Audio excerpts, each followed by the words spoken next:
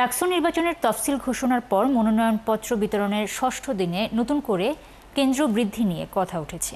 এ নিয়ে সন্ধ্যায় বসবেন ডাকসু নির্বাচন কমিশন। এদিকে দিন শেষে মোট ১৭২ জন কেন্দ্রীয় পর্যায়ে মনোনয়ন সংগ্রহ করেছেন। এই পর্যন্ত জমা হয়েছে ৩৮টি মনোনয়নপত্র। রবিবার বিকেল 4:30টায় নবাব নওয়াব আলী চৌধুরী সিনেট ভবনে রিটার্নিং কর্মকর্তার অফিসের সামনে সংবাদ সম্মেলনে এসব তথ্য জানান ডাকসুর প্রধান রিটার্নিং কর্মকর্তা অধ্যাপক ডক্টর মোহাম্মদ জসিমউদ্দিন। তিনি বলেন, কেন্দ্রীয় পর্যায়ে ৬৪টি সহ ৬ দিনে মোট ১২৫ প্রার্থী মনোনয়ন সংগ্রহ করেছে।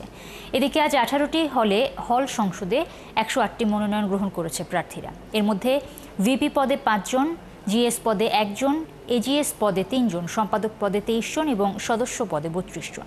আগামীকাল পর্যন্ত ডাকসু এবং হল সংসদ নির্বাচনে প্রার্থীরা মনোনয়নপত্র সংগ্রহ করতে পারবেন।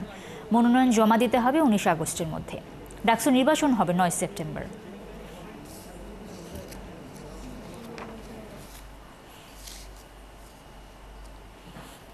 ভোট কেন্দ্র বাড়ানোর বিষয়ে আমরা একটু পরে মিটিং বসতেছি।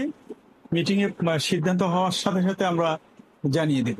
আমরা এজেন্ডায় আছে, আমরা কমিশন মিটিং এ বসার সাথে সাথে সিদ্ধান্ত হলে সাথে সাথে আমরা এটা জানিয়ে দেব।